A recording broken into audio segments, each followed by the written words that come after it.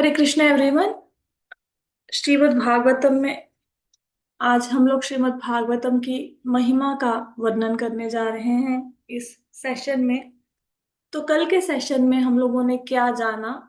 हम लोगों ने ये पढ़ा कि श्रीमद् भागवतम जो है उसके जो डिफरेंट कैंटोज हैं वो भगवान के शरीर के कौन कौन से अंग हैं। तो हमने देखा कि जो पहला और दूसरा स्कंद है, पहला और दूसरा कैंटो है, वो भगवान के चरण कमल हैं। तीसरा और चौथा जो स्कंद है, कैंटो है, वो भगवान की जांघें हैं। पांचवा कैंटो भगवान की नाभि है। छठवां कैंटो भगवान का वक्ष स्थल है, उनकी छाती है। सातवां और आठवां भगवान की दो भुजाएं हैं। नौवां भगवान का कंठ अर्थात गला है।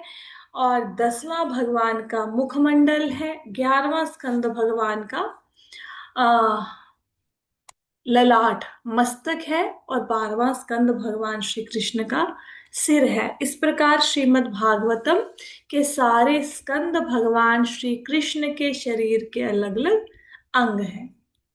कल की कथा में हमने ये जाना कि सूत गोस्वामी से सनका शौनक इत्यादि ऋषियों ने भागवतम की महिमा के बारे में पूछा। तो सूत गोस्वामी जी ने उनको पहले तो ब्रह्मा जी की कथा सुनाई कि ब्रह्मा जी को ऐसा लगा कि ये परीक्षित महाराज 7 दिन कथा सुनकर कैसे मुक्त हो गए। यहाँ पे तो लोग इतनी तपस्या साधन दान पुण्य से भी मुक्त नहीं हो पा रहे। तो ब्रह्मा जी ने तराजू मंगवा के तोला। एक तरफ श्रीमद् भागवतम को रखा, एक तरफ तपस्या दान पुण्य सारे जो स्क्रिप्चर्स हैं उनको रखा, लेकिन श्रीमद् भागवतम का पलड़ा भारी था। फिर हमने जाना कि श्रीमद् भागवतम की कथा देवताओं को भी सुलभ नहीं है। जब सुखदेव गोस्वामी ये कथा सुनाने लगे तो देवता आए बार्गेनिंग करने, व्यापार करने कि आप ये अमृत ले लो, इसके बदले में हमें कथा सुना दो। लेकिन सुखदेव गोस्वामी ने कहा, कहाँ श्रीमद् भागवतम क्या बहुमूल्य हीरा बहुमूल्य मणि और कहाँ तुम्हारा अमृत कांच का टुकड़ा। तो उन्होंने इसको घाटे का सौदा बताया, देवताओं के नसीब में भी ये कथा नहीं है। फिर हम लोगों ने श्रीमद् भागवतम के महात्म्य में ये पढ़ा कि ब्रह्मा जी एक बार पृथ्वी लोक पर आए, क्योंकि पृथ्वी लोक एक पुण्य स्थली है, यहाँ पे भगवान का अवतार होता है। लेकिन यहाँ पे आके उन्होंने देखा कि कलयुग के लोग तो मंद बुद्धि आलसी, और ये पापी हो गए हैं, अत्याचारी हो गए हैं। कलयुग से धर्म का लोप, कलयुग के कारण धरती से धर्म का लोप हो चुका है। तो घूमते घूमते जब वो आई यमुना नदी के किनारे, तो उन्होंने देखा कि वहां पे एक स्त्री रो रही थी और उनके पास दो बूढ़े व्यक्ति लेटे हुए थे, और पास में बहुत सारी स्त्रियां थी जो उस स्त्री को सांत्वना दे रही थी। तो नारद मुनि ने पूछा कि आप कौन है? उन्होंने बताया कि मैं भक्ति देवी हूँ, ये दोनों मेरे बेटे हैं ज्ञान और वैराग्य। तो कहते हैं कि कलयुग के लोग भक्ति नहीं करते, तो ये हालत हो गई है। पहले तो हम तीनों बूढ़े हो गए, लेकिन जब मैं वृंदावन में आई, यमुना नदी के तट पर पहुंची, तो मैं तो ठीक होगी, मैं तो बुढ़ापे से फिर से जवानी में आ गई, लेकिन मेरे बेटे बूढ़े के बूढ़े हैं। तो नारद मुनि ने बताया कि कलयुग में बड़े अवगुण है, लेकिन एक गुण ऐसा है जिसकी वजह से परीक्षित महाराज ने कलयुग को मारा नहीं, कि सिर्फ नाम लेने मात्र से व्यक्ति का उद्धार हो जाएगा। और फिर भक्ति देवी को बोला कि भगवान कृष्ण ने जिन्होंने द्रौपदी की लाज बचाई थी वो कहीं गए नहीं है, वो अवश्य तुम्हारे बच्चों को ठीक कर देंगे। तो नारद मुनि ने क्या किया कि ज्ञान और वैराग्य के कान में वेद मंत्रों के पाठ सुनाए, गीता के श्लोक सुनाए, लेकिन उन्हें थोड़ी सी आंखें खोली, होश नहीं आया, फिर सो गए। फिर आकाशवाणी हुई, नारद मुनि को कहा कि सत्कर्म कीजिए आप। अब नारद मुनि को सत्कर्म करने का पता नहीं लगा, तो वो घूमते रहे कि भी क्या सत्कर्म है।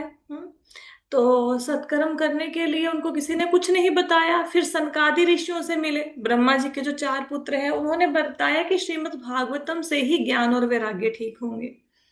और नारद मुनि ने जब शंका करी कि ऐसा कैसे, जो वेदों के पाठ से नहीं ठीक हुआ वे श्रीमद् भागवतम से कैसे ठीक हो जाएंगे? तो नारद मुनि ने सनकादि ऋषियों ने बताया कि श्रीमद् भागवतम ज्ञान रूपी वृक्ष का पका हुआ फल है। हम्म तो ये कहते हैं कि ऐसा ग्रंथ है जिसमें सारे ज्ञान का सार है। तो श्रीमद् भागवतम की महिमा को बताया।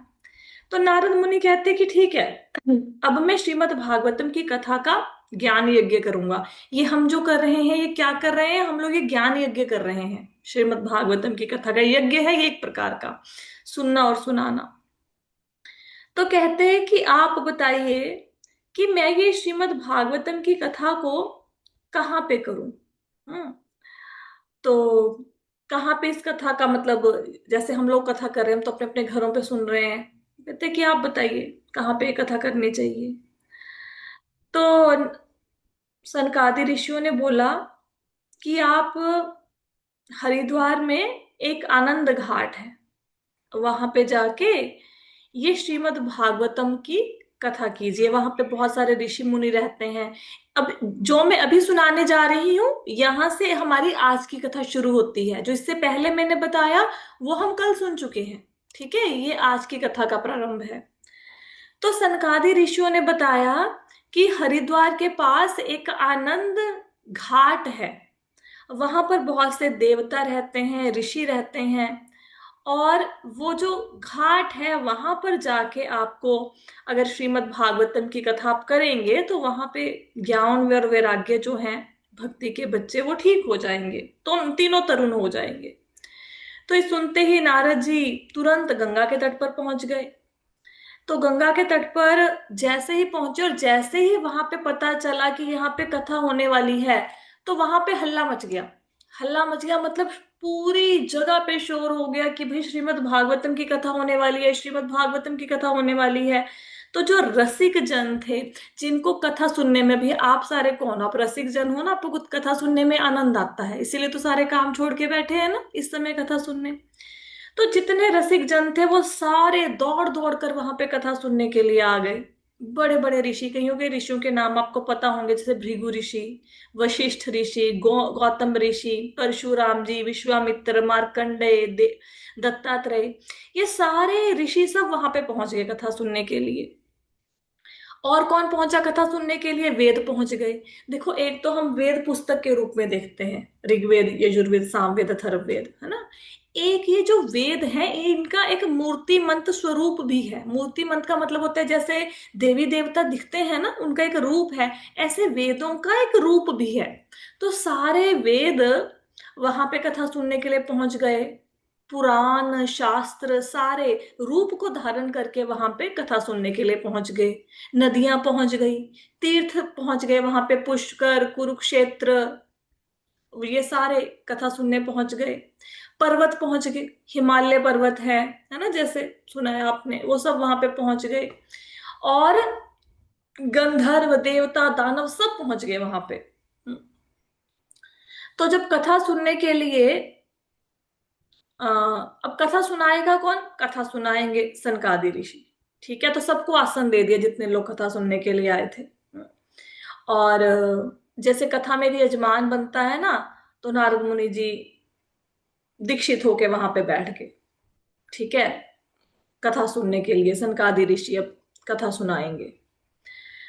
तो सनकादि ऋषियों ने कहा कि हम आपको श्रीमद् भागवतम की महिमा सुनाते हैं। अभी ये तो देखो बहुत भाग्य है कि हम श्रीमद् भागवतम को पढ़ने वाले हैं। हमने ये मन में धारण किया है कि कम से कम पहला स्कंद तो इसका पढ़ना ही चाहिए। प्रभुपाद जी ऐसा कहते हैं कि जिन्होंने श्रीमद् भागवतम के पहले स्कंद को बहुत ध्यान से पढ़ लिया, उसको मतलब बहुत ज्ञान हो जाएगा। बहुत सारे बेसिक्स हैं जो श्रीमद् भागवतम के फर्स्ट कैंटो में, इस्कॉन के जो प्रभुपाद जी के तात्पर्य जो उन्होंने लिखे हैं, उनमें आपको मिल जाएंगे। अगर आपको कई बार ऐसा लगता है कि मुझे नॉलेज, भक्ति की, थोड़ा सा भक्ति के मार्ग में थोड़ा नॉलेज की कमी है, तो श्रीमद् भागवतम का फर्स्ट कैंटो पढ़ो प्रभुपाद जी का, बहुत ज्ञान हो जाएगा। तो आ, सनकादि ऋषियों ने कथा सुनानी शुरू करी। तो सबसे पहले जैसे मैंने आपको बताया, सनकादि ऋषियों ने भी यही बताया कि श्रीमद् भागवतम में 18,000 श्लोक हैं और 12 स्कंद हैं। और इसमें सुखदेव गोस्वामी और परीक्षित महाराज का संवाद है, उनके डायलॉग्स हैं। तो कहते हैं कि ये जो श्रीमद् भागवतम है, ये एक ऐसी कथा है कि अगर कोई व्यक्ति बहुत बड़े बड़े यज्ञ करता है, दान पुण्य करता है, तपस्या करता है, तो उसका पूरा फल अगर हम मिला लें तो उससे भी बढ़कर फल मिलता है अगर कोई व्यक्ति श्रीमद् भागवतम पढ़ता है। कहते हैं कि अगर कोई ये सनकादि ऋषि कह रहे हैं, ये मैं अपने मन से नहीं बोल रही, सनकादि ऋषि कह रहे हैं और ऐसा ही लिखा हुआ है पुस्तक में। आप रेफर करेंगे आप पुस्तक को तो ऐसा ही लिखा है, यही लाइनें लिखी हुई हैं। तो सनकादि ऋषि कहते हैं कि जो श्रीमद् भागवतम का अर्थ सहित पाठ करता है, एक तो होता है श्लोक श्लोक पढ़ लिए, एक होता है उसका अर्थ भी पढ़ना, है ना। तो कहते हैं कि उसके करोड़ों जन्मों के पाप नष्ट हो जाते हैं। अगर फिर सनकादि ऋषि ने बताया कि अगर कोई व्यक्ति श्रीमद् भागवतम का आधा श्लोक पढ़ता है डेली, आधा, या फिर एक चौथाई श्लोक पढ़ता है, आधा भी नहीं पढ़ता, एक चौथाई पढ़ता है। एक चौथाई का मतलब क्या है, देखो, ये मैंने आपको एक श्लोक बताया था, ये श्रीमद् भागवतम से है। अब कोई व्यक्ति श्रीमद् भागवतम नहीं पढ़ता डेली, उसका पाठ नहीं करता, लेकिन आधा श्लोक पढ़ लेता है, नारायणम नमस्कृत्य नरम चैव नरोत्तम, ठीक है। और बाई चांस किसी व्यक्ति से ये भी नहीं पढ़ा जाता, एक चौथाई मतलब सिर्फ इतना कहता है प्रतिदिन नारायणम नमस्कृत्य, सिर्फ इतनी इतनी लाइन पढ़ता है, तो उससे उसको क्या फल मिलेगा? उसको राजसूय यज्ञ करने का और अश्वमेध, एक नहीं कई अश्वमेध यज्ञों को करने का फल मिलेगा अगर डेली। तभी आपको बोला था कि होमवर्क दे रही हूं, कम से कम एक लाइन याद कर लो, नारायणम नमस्कृत्य। अश्वमेध यज्ञ किसने किया था? भगवान राम ने किया था। पता है ना कितना मुश्किल अश्वमेध यज्ञ करना। तो उस यज्ञ का फल मिलेगा अगर आप इतना एक लाइन पढ़ लोगे। और कहते कि देखो, चार चीजें बताई हैं जो कि बहुत उत्तम है। पहला तो है भागवत का पाठ करना, दूसरा है भगवान का चिंतन करना, तीसरा है तुलसी को सींचना, चौथा है गो की सेवा करना। ये चारों समान है, इनमें से कुछ भी करो, लेकिन करो जरूर। और क्या कहते हैं कि अगर कोई व्यक्ति मृत्यु को प्राप्त होने वाला है और अंतिम समय में उसके कान में श्रीमद् भागवतम का श्लोक पड़ गया तो वैकुंठ को में जाएगा। हम्म और भगवान क्या कहते हैं कि अगर कोई श्रीमद् भागवतम को दान करे किसी विष्णु भक्त को, कैसे? सोने के सिंहासन पर रखकर, तो उसको सायुज्य मुक्ति मिलती है। तो ये श्रीमद् भागवतम का उन्होंने महत्व बताया, ठीक है। फिर जब ये मतलब ये काफी बड़ा महात्म्य दिया हुआ है, हम तो थोड़ा शॉर्ट में इसको करेंगे क्योंकि अदरवाइज फिर महात्म्य करने में हमें 10 दिन लग जाएंगे, है ना। तो आ, यहाँ पे उद्धव जी की कथा यहाँ पे आती है। उद्धव जी भगवान को कहते हैं, सनकादि ऋषि ये कथा बताते हैं कि जब भगवान धराधाम से जाने लगे तो उद्धव जी ने बोला कि अब धर्म किसका सहारा लेगा, भक्त किसका सहारा लेंगे। तो भगवान अपने पूरे शरीर के सहित श्रीमद् भागवतम में समा गए। तो ऐसे ना, इतनी सी कथा हुई, अब इतनी सी पूरी कथा नहीं हुई। कथा कहाँ हो रही है? हरिद्वार में आनंद घाट पर। अब देखो, कथा शुरू नहीं ना हुई अभी। अभी क्या है, अभी तो सिर्फ ये बता रहे हैं कि भाई अगर कोई श्रीमद् भागवतम को सुनेगा तो उसका क्या फल मिलेगा। इतनी सी कथा हुई, इतने में क्या हुआ? सिर्फ महिमा बता रहे थे, सिर्फ महात्म्य का बखान कर रहे थे। इतने में कौन आ गया वहां पे? भक्ति देवी आ गई। किसके साथ आ गई? ज्ञान और वैराग्य के साथ, और तीनों जवान हो गए। और वो कीर्तन करते हुए आ रहे हैं, श्री कृष्ण गोविंद हरे मुरारे, हे नाथ नारायणम वासुदेवा। और नारद मुनि जी हैरान हो गए कि भक्ति देवी तो वृंदावन में थी, और इसके बेटे जो ज्ञान और वैराग्य थे ये तो बूढ़े होके बैठे थे, ये यहाँ पे कैसे आ गई? तो भक्ति देवी ने कहा कि मैं तो कलयुग में नष्ट हो गई थी, लेकिन आपने ये जो कथा करने का संकल्प लिया, ये कथा से मैं फिर से पुष्ट हो गई हूं। हम्म तो भक्ति देवी ने बताया, पूछा सनकादि ऋषियों से कि अब मैं कहाँ पे रहूं। तो सनकादि ऋषियों ने कहा कि तुम भक्तों के हृदय में निवास करो। तो जितने भी वहां पे भक्त बैठे थे उनके हृदय में भक्ति देवी निवास, मतलब वहां पे भक्ति देवी विराजमान होगी। अभी आप श्रीमद् भागवतम सुन रहे हैं, आपने भागवतम की महिमा सुनी, अब आपके हृदय में भी भक्ति देवी विराजमान हो गई है, ठीक है। अच्छा, इतने में क्या हुआ? अभी देखो, शुरू नहीं हुई कथा, सिर्फ महिमा का बखान हुआ। जैसे ही भक्ति देवी वहां पे आई, थोड़ी देर में क्या हुआ? भगवान कृष्ण वहां पे प्रकट हो गए। कथा हुई नहीं, सिर्फ महात्म्य में ही भगवान कृष्ण अपना गोलोक धाम को छोड़ा और वहां पे आ गए। भगवान के गले में वनमाला थी, श्याम वरण था, पीले रंग के वस्त्र धारण किए हुए थे, और उनके सिर पे मुकुट था, कानों में कुंडल थे, बहुत सुंदर रूप धारण करके भगवान वहां पे आ गए। कौस्तुभ मणि चमक रही थी, ठीक है। और जहां पे भगवान आते हैं वहां पे पीछे पीछे कौन आते हैं? भगवान के भक्त आते हैं। तो जैसे ही भगवान वहां पे आए तो पीछे पीछे उनके सारे भक्त वहां पे आ गए। जैसे वहां पे ध्रुव महाराज, प्रहलाद महाराज, हाँ, उद्धव जी, ये सब के सब वहां पे प्रकट हो गए। हाँ, शंखों की ध्वनि होने लग गई। तो सब लोगों ने वहां पे कीर्तन करना शुरू हो कर दिया, मतलब भगवान की जय जयकार करनी शुरू कर दी। तो ये श्रीमद् भागवतम का महात्म्य है कि देखो, अभी भागवत की कथा शुरू नहीं हुई, भक्ति देवी के जो दोनों बेटे हैं वो तरुण अवस्था को प्राप्त कर गए और भगवान स्वयं प्रकट हो गए। अब नारद जी इस विषय में, भागवतम के महात्म्य के विषय में एक कथा सुना रहे हैं। हम इस कथा को अभी सुनेंगे सारे। क्यों सुनेंगे? जो इस कथा को सुनेगा उसके सारे पाप नष्ट हो जाएंगे, ठीक है। तो अभी एक तो पहले कथा आपने सुनी, हमने बहुत सारी भागवतम की महिमा की कल से चर्चा कर ली। पहले तो ब्रह्मा जी की कथा हमने चर्चा करी, फिर उद्धव जी ने भगवान को पूछा कि धर्म कहाँ जाएगा, भगवान भागवतम में समा गए। फिर हम लोगों ने ज्ञान और वैराग्य की कथा सुनी। अब ये चौथी कथा शुरू हो रही है। ये कथा इस प्रकार है कि एक नगर था, एक नदी थी, तुंगभद्रा नाम की एक नदी थी, उसके किनारे एक नगर बसा था। आपको ऐसे शहर याद करने की जरूरत नहीं है, आप समझो कि एक नगर था, मतलब नाम लिखा हुआ तो मैंने आपको नाम बता दिया। वहां पे एक ब्राह्मण रहता था, ठीक है, उसका नाम था आत्मदेव। वो बड़ा मतलब तेजस्वी ब्राह्मण था। उसकी पत्नी थी, पत्नी का नाम था धुंधली। हम्म वैसे तो उसकी पत्नी घर के काम तो बहुत अच्छे से कर लेती थी, लेकिन उसकी झगड़ा करने की आदत थी। तो पति पत्नी प्रेम से रहते थे उस घर में, लेकिन उनको एक दुख था कि उनके कोई संतान नहीं थी।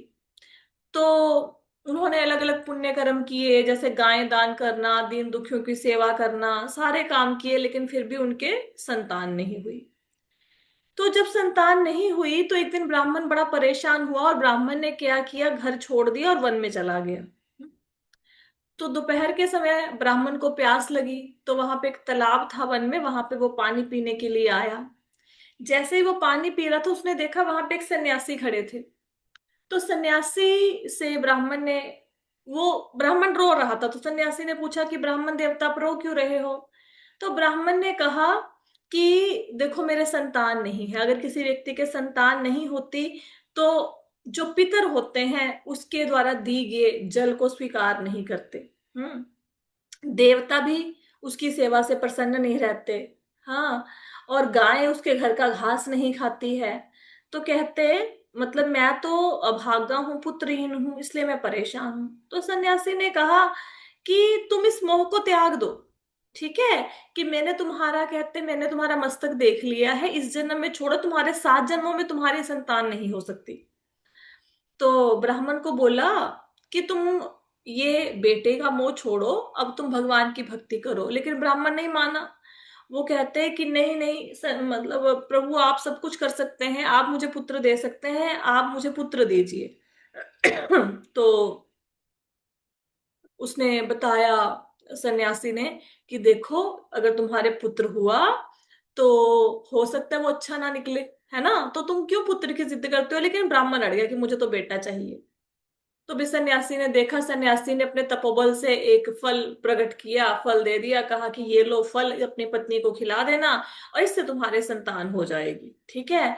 लेकिन कहते कि अपनी पत्नी को एक बात कह देना कि 1 साल तक उसने सच बोलना है, स्वच्छता का ध्यान रखना है, मतलब दया करनी है सब जीवों पे, दान देना है, और एक ही समय भोजन करना है। तो ऐसे कुछ उसको नियम बता दिए, ठीक है। तो कहते बड़ा तुम्हारे घर में शुद्ध बालक पैदा होगा। तो ब्राह्मण खुशी खुशी घर आया, पत्नी को दे दिया फल। पत्नी ने फल लेके रख लिया। अब उसकी सहेली आई शाम को, वो रोने लगी, कहती मैं तो फल नहीं खाऊंगी। तो सहेली ने बोला कि फल क्यों नहीं खाओगे, है ना? तो कहती भी अगर मैं फल खा लूंगी तो फल खाने से क्या होगा कि मैं गर्भवती हो जाऊंगी। गर्भवती हो जाऊंगी तो मेरा पेट बढ़ जाएगा। अगर गांव में कभी चोर आ गए और सब तो भाग जाएंगे, मैं इतने बड़े पेट को लेके कहाँ भागूंगी, चोर मुझे पकड़ के ले जाएंगे। और जब ये इस बालक का जन्म होगा तो मुझे अपनी ननद को बुलाना पड़ेगा घर पे कि मेरी देखभाल कर ले। और मुझे तो पता नहीं लगेगा, मैं तो सो रही होंगी, वो क्या पता घर के बर्तन भांडे लेके कहीं गायब हो जाए।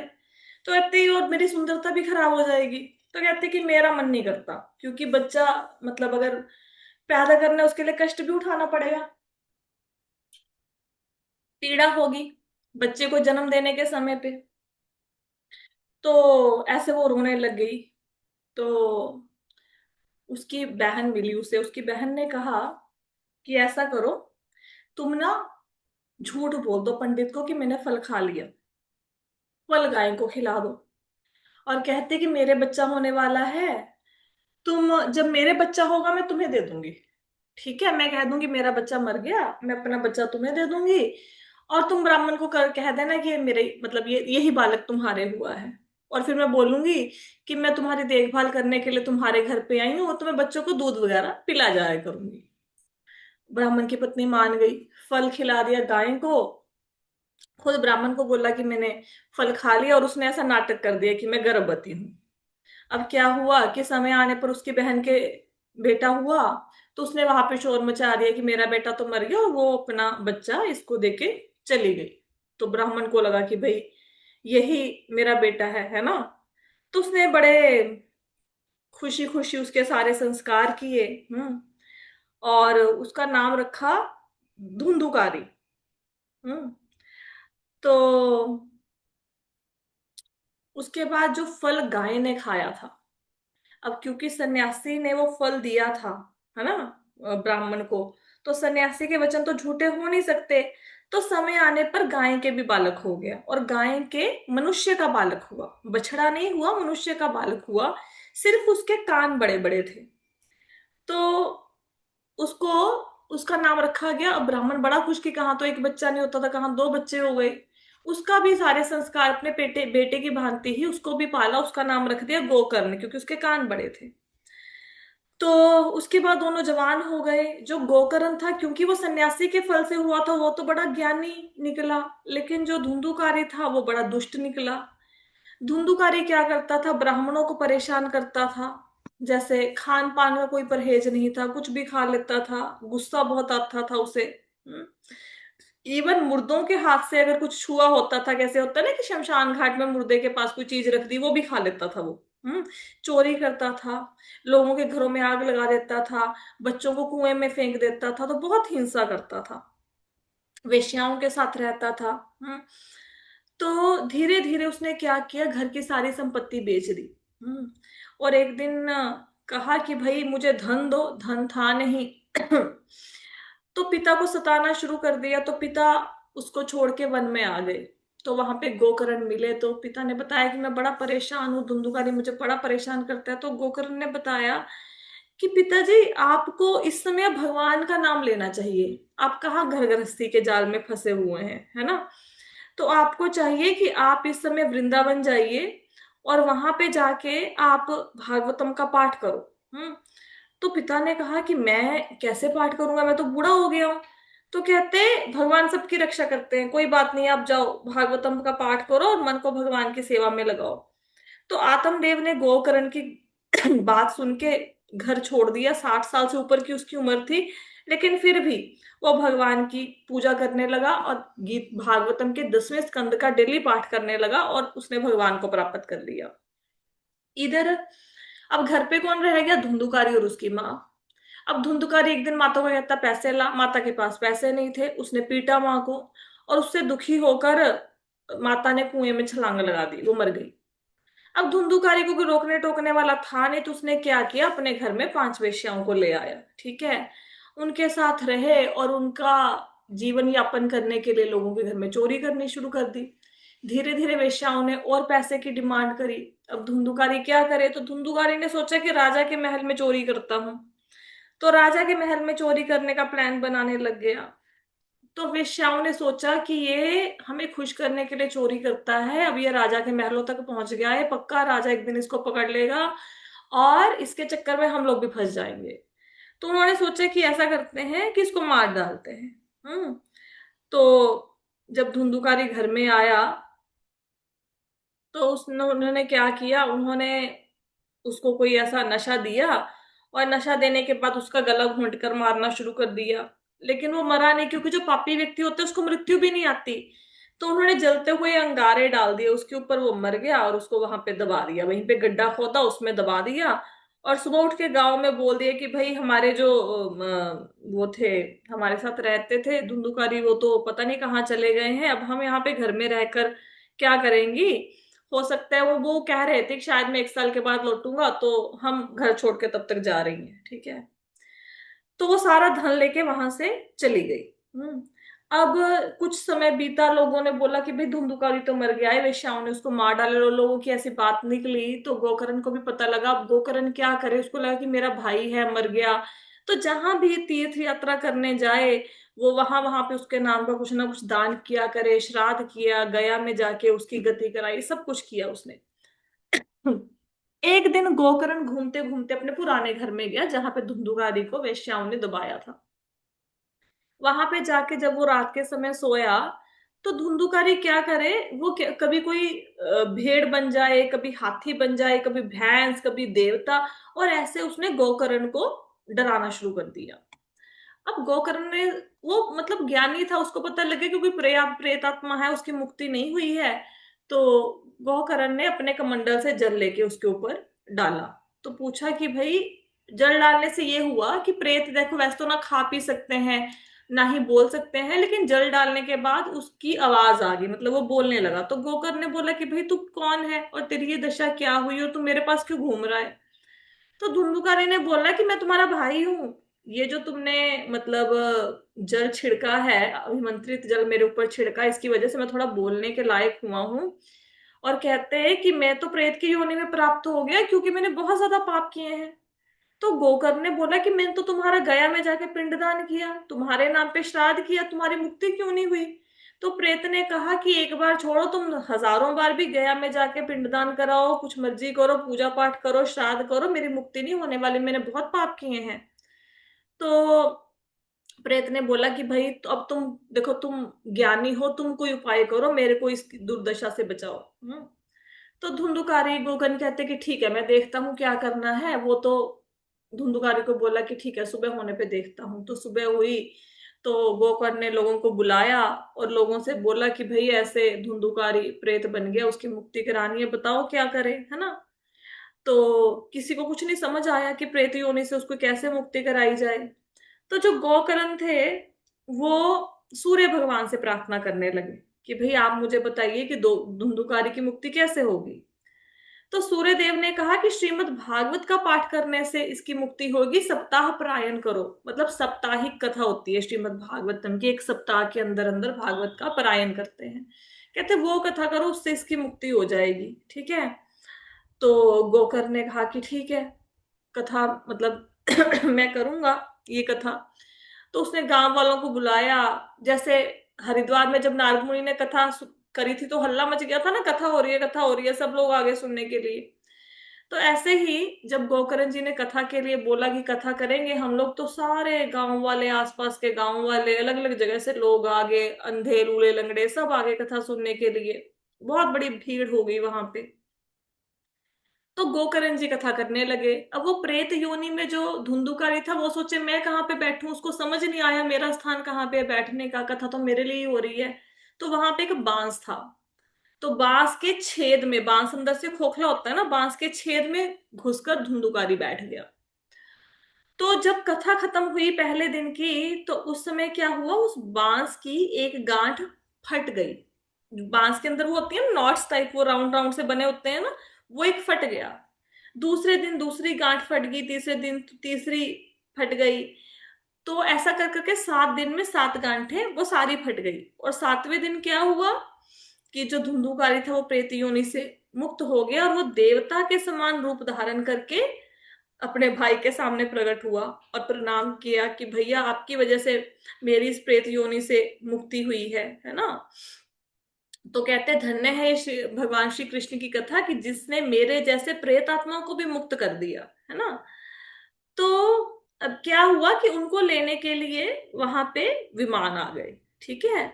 तो गोकर्ण ने पार्षदों से पूछा कि भाई कथा तो सब लोगों ने सुनी है, जितने यहाँ पे लोग हैं, तो सिर्फ धुंधुकारी को लेने के लिए विमान क्यों आया है ना, तो सबके लिए विमान आनी चाहिए। तो पार्षदों ने कहा कि देखो सुनने सुनने का फर्क होता है, ठीक है। सुना तो सबने एक जैसा, लेकिन धुंधुकारी जैसा किसी ने नहीं सुना, क्योंकि धुंधुकारी ने बिना कुछ खाए पूरा मतलब एक चित्त होकर इस कथा को सुना।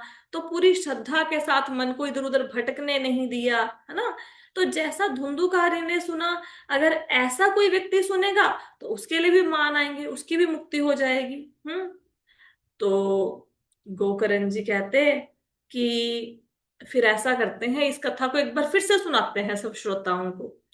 तो श्रावण मास के महीने में फिर से गोकर्ण जी ने ये कथा सुनाई श्रोताओं को। हम्म तो उस समय जब ये कथा सुनाई गई तो क्या हुआ, जैसे ही कथा समाप्त हुई तो वहां पर भगवान प्रकट हो गए और असंख्य विमान वहां पे प्रकट हो गए सब लोगों को लेके जाने के लिए। और जो भगवान थे उन्होंने गोकर्ण को अपने हृदय से लगा लिया, क्योंकि उन्होंने ही कथा को सब लोगों को सुनाया था। और उन विमानों पर चढ़कर जितने भी लोग वहां पे कथा सुन रहे थे, सब लोगों को गोलोक धाम में ले गए वो। हम्म तो ये श्रीमद् भागवतम का महात्म्य है। तो श्रीमद् भागवतम के आधे और चौथे श्लोक को भी, यहाँ पे एक चौथाई श्लोक को भी अगर कहीं पे पढ़ा जाता है डेली, तो वहां पे भगवान कृष्ण राधा रानी के साथ विराजमान रहते हैं। ये श्रीमद् भागवतम की महिमा है। लेकिन इस कथा को श्रद्धा पूर्वक सुनना चाहिए, है ना। अब लोग जूम पे सेशन लगा रहे हैं, वीडियो तो किसी का ऑन नहीं है, मेरा भी ऑन नहीं है। तो हो सकता है कोई व्यक्ति लेटा लेटा कथा सुने, है ना, कोई बेड पर बैठ के कथा सुने, जैसे भी सुन सकते हैं। लेकिन अगर आप बिजी नहीं हैं, आप घर में बैठे हैं, कोई काम नहीं कर रहे, तो कोशिश कीजिए आराम से बैठ के इस कथा को सुनिए, है ना। देखो, धुंधुकारी को लेने के लिए विमान आया, सबको लेने के लिए नहीं आया, क्योंकि श्रवण में भेद था। तो आपने भी एक चित्त होकर इस कथा को सुनना है, ठीक है। कोशिश करेंगे कि पहला जो कैंटो है उसको हम कंप्लीट करें। अभी तो पहले कैंटो का ही संकल्प लिया है, फिर अगर समय और परिस्थितियों ने अलाउ किया, गुरु महाराज जी की, भगवान कृष्ण की कृपा हुई, तो हो सकता है हम इसको आगे भी कंटिन्यू करें, ठीक है। ये तीसरी बार है कि मैं श्रीमद् भागवतम को पढ़ाने जा रही हूँ। इससे पहले मैंने 4 साल पहले पढ़ाई थी श्रीमद् भागवतम, और उस समय हमें श्रीमद् भागवतम को कंप्लीट करने के लिए 1.5 साल लग गया था। तो ये बड़ा ग्रंथ है, ये मान के चलिए कि पूरा करना है तो 1.5-2 साल लग जाते हैं, वो भी अगर हम मतलब बहुत श्लोकों के डीप में नहीं घुसते हैं, मतलब थोड़ा पढ़ के आगे बढ़ते गए, थोड़ा थोड़ा समझ के। तो फिर 1.5-2 साल श्रीमद् भागवतम को अगर कंप्लीट पढ़नी है तो इतना समय लग जाता है। अब किसी ने हैंड रेस किया है। हाँ जी, श्यामा दासी जी बताइए क्या प्रश्न है। हरे कृष्ण माता जी। हरे कृष्ण। माता जी, मेरा ये क्वेश्चन था कि वो टाइमिंग क्या थी, मतलब जैसे कल आपने एक बात कही थी ना कि कलयुग में कौन तरह कथा को सुन के, तो वो उनके उनका कौन सा युग था, ये क्वेश्चन था मेरा। ये जो श्रीमद् भागवतम की कथा हुई, ये जो गोकर्ण और धुंधुकार की कथा आपने सुनी, ये उस समय हुई जब कलयुग शुरू होने वाला था, ठीक है। ये कलयुग के आगमन पर ये कथा हुई। ये गो धुंधुकारी जैसे लोग पहले नहीं थे, पहले के जमाने में कलयुग का उदय था। और ये जो नारद मुनि की कथा हुई है ना, जो भक्ति ज्ञान और वैराग्य बूढ़े हो गए हैं, ये भी कलयुग के आरंभ की कथा है। ये हमें कहाँ से पता लगता है, क्योंकि नारद मुनि जी ने क्या बोला कि कलयुग के प्रभाव में यहाँ के लोग आलसी मंद बुद्धि भाग्यहीन हो गए हैं, तो उस लाइन से पता लगता है। और हमें कहाँ से पता लगता है कि नैमिषारण्य के ऋषि जो यज्ञ करने के लिए इकट्ठा हुए हैं, वो तब इकट्ठा हुए जब भगवान कृष्ण धराधाम से चले गए। परीक्षित महाराज भी उनकी भी मृत्यु होगी, उसके बाद वो 1000 साल का यज्ञ करने के लिए इकट्ठा हुए थे। द्वापर युग खत्म हो गया था, कलयुग का स्टार्टिंग था, कलयुग अभी शुरू हुआ ही था। ठीक है माता जी। ठीक है। और कोई प्रश्न किसी का? नहीं है? हरे कृष्णा माता जी। हरे कृष्ण। हाँ जी माता जी, मैं ये कह रही थी कि हम जरूर करेंगे, माता जी हम जरूर सुनेंगे, मतलब कि लेकिन हमने आपसे सुननी है और पूरी सुननी है। ठीक है माता जी। और नंदिनी माता जी, आपका कोई प्रश्न है? आपने अनम्यूट किया है। जी हरे कृष्णा। जी माता जी, मुझे जो आप श्लोक कह रहे थे ना याद करने के लिए, क्या आप प्लीज सेंड करेंगे ग्रुप में? ये मैं आपको ना फोटो खींच के भेज दूंगी। ये एक श्लोक है। आइए, आपने व्यासदेव जी का कोई भी ग्रंथ पढ़ना है उससे पहले ये वाला श्लोक जरूर बोलना है, ठीक है? तो आपको मैंने जी याद करने का तरीका बताया था कि कम से कम एक लाइन। अच्छा, आज ऐसा करो सब लोग ना, कम से कम एक लाइन याद करो, और जिसने याद करी ना मुझे ऑडियो भेजना मेरी पर्सनल विंडो पे। ठीक है? तो मुझे पता लग जाएगा आप सही प्रोनाउंस कर रही हो कि नहीं। तो आज के लिए ये वाला श्लोक है, आप स्क्रीनशॉट ले सकते हैं, नहीं तो मुझे मैसेज भेज दीजिएगा, मैं आपको इंडिविजुअली भेज दूंगी। तो फर्स्ट लाइन एटलीस्ट याद कीजिए, नारायणम नमस्कृत्य। अह, राइट। अगर हो सके तो श्रीमद् जी भागवतम का पहला श्लोक याद करने की कोशिश कीजिए। थोड़ा मुश्किल है, लेकिन अगर थोड़ा थोड़ा पार्ट डेली करेंगे तो हो जाएगा। मैं आपको प्रोनाउंसिएशन भेज दूंगी। ठीक है? जी जी जी, धन्यवाद। धन्यवाद। और किसी का कोई क्वेश्चन है?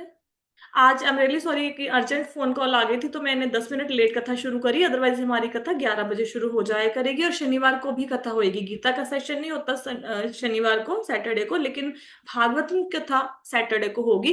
कल से एक्चुअल में हम लोग भागवतम का कथा शुरू करने वाले हैं। ये तो हमने महात्म्य पढ़ा ना अभी, तो कल से कोशिश करते हैं कथा को शुरू करने का। ठीक है? सो किसी और को कोई प्रश्न है?